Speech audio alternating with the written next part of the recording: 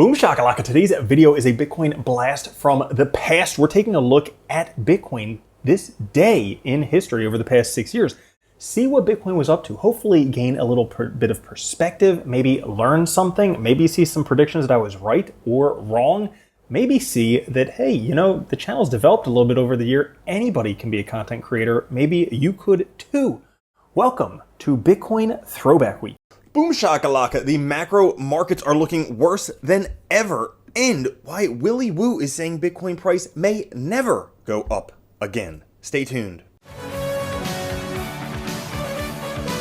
What's up everybody, Randall here from Crypto Love. Today's video, we're taking a look at macro markets looking worse than we could have ever expected, plus a lot of charts for Bitcoin, and why Willy Woo thinks the Bitcoin price may never go up again. Before we get into it, guys, make sure to like, subscribe, click the notification bell. Come join us over on Twitter at @TheCryptoLove, where we share some of the best crypto charts every single day.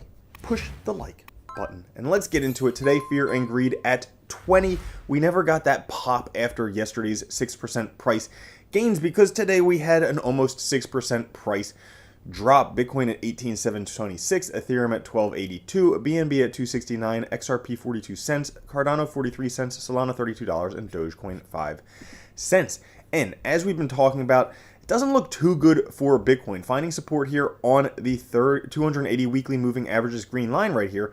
We had a breakout where we were saying, hey, sideways wedge, there's a 50-50 chance we'll go up or down. Well, it turns out we went up and down. We broke above it and then we broke below it right now, sitting just below the 280 weekly moving average. This giant head and shoulders, generally a bearish pattern, could push Bitcoin price all the way down to about $13,000. Now, before we get into the rest of it, today is the last day to take place in the Phemex Lucky Draw 10,000 USDT event. You can click on the link in the description and then check it out for how to enter yourself. Now, the overall market's looking pretty darn terrible. Like, I've never seen this in my life, but I don't think many people have seen this in their lives either, because 70 years of Treasury market total return drawdowns. This is by far the worst across all parts of this curve. That's right. This is the worst in over 70 years. You can see back here in the late 50s, back here in the 80s, it was bad, but never as bad as we're seeing right now. As a matter of fact, we are full on crash mode. Retail traders spent $18 billion buying put option protection last week, a record. They're holding $46 billion worth of index futures net short, a record. Leverage traders are betting on very, very bad things happening very, very soon. You can see here, everybody betting the markets are going to crash, and we have a crash pattern returning in the S&P 500. Seeing some media mentions of this. The S&P 500 dropped at least 0.75% for 5 straight days to a 52-week low, then dropped again. This only happened during the meltdowns in 1932, 1974, 2008, and guess what? Today. Now, making the New York Times headlines, currencies around the world are tumbling, except Bitcoin. How about that one? Currencies all over the world going down, except Bitcoin. Is Bitcoin actually a hedge against what's going on? Well, possibly. Right now, Bitcoin hodlers appear to be steadfast and unwavering in their convictions. Coins aged 3+ months now account for an all-time high of 86.3% of all wealth held by the Bitcoin supply. Right now, we have an all-time high in the hodl waves. Now, previous hodl waves did correlate with roughly the bottom for Bitcoin. Will this hold true this time? I don't particularly know. If we take a look at Bitcoin log price versus log time, we're once again at the area where we have found support throughout all of Bitcoin's history. The steeper it gets, the longer it takes because it's log time. So it may take a lot longer for price to actually go up. Right now, Bitcoin's selling pressure, if we take a look at the Chaikin money flow, it measures the money flow during a specific period. Last time selling pressure was this high was at 2015 in the bottom of the cycle. All the way back here, the absolute bottom was the last time it was this high. Right now, well, could the bottom already be in? Again, who knows because of all these global things going on. But possible Bitcoin wick-off matching points. We can see here, we have a schematic of wick-off events and phases. and we can see the red, yellow, green. We can see red, yellow, green. Pretty much follows it completely. Well, what happens after the green? Look at where the price goes. Could possibly the price go up from here? It could.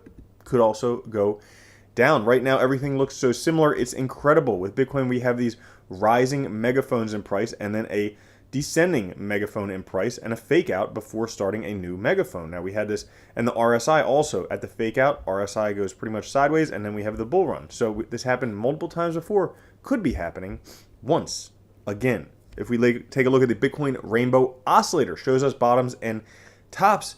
It detects the start and end of a bull run and the power of a bull run. When we see these dots get closer and closer and closer and closer until boom, takes off. Well, the same thing happened back here. Closer until takeoff, closer until takeoff. Well, they're getting pretty darn close right now. Will takeoff happen sometime soon? Maybe, or maybe with log time, it might take a while. Right now, we take a look at the Bitcoin equation of state, the addresses, hash rate, and HODL waves. It's the geometric mean of hash rate and addresses with non-zero balance. Practically the foundation of Bitcoin's value. You can see Bitcoin pretty much finds support on this line. We are right at this line right now. Now we have dipped below it a few times. In 2019, we dipped below it. COVID bottom, we dipped below it. Maybe world financial crisis right now of 2022, we dip below it.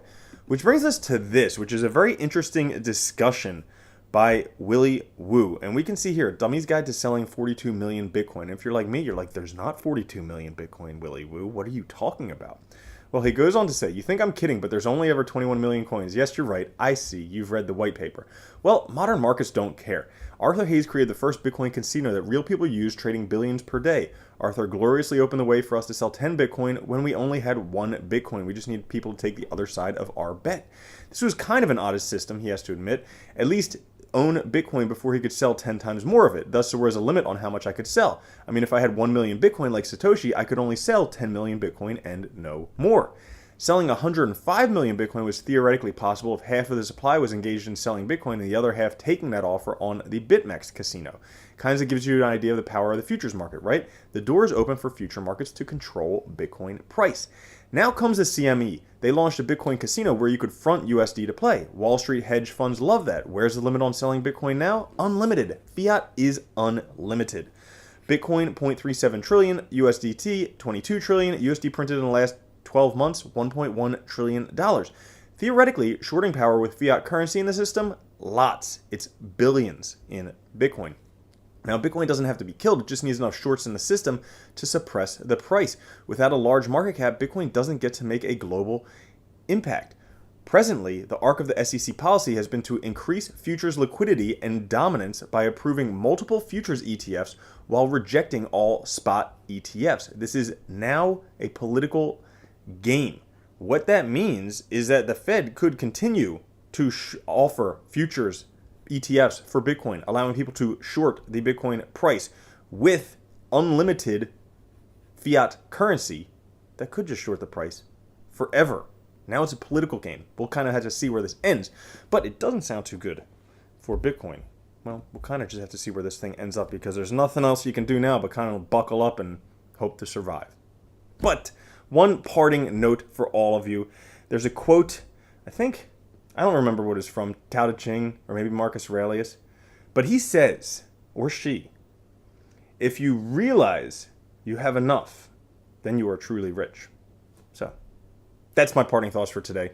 Thank you for watching. If you did enjoy it, push the like button. Helps out so much. I'll catch you all later. Have a good one. Love you. Peace. If you don't think Bitcoin's going to $1 million a coin and then $10 million a coin, you're already a loser. If you don't think Bitcoin's going to $1 million a coin and then $10 million a coin, you're already a loser.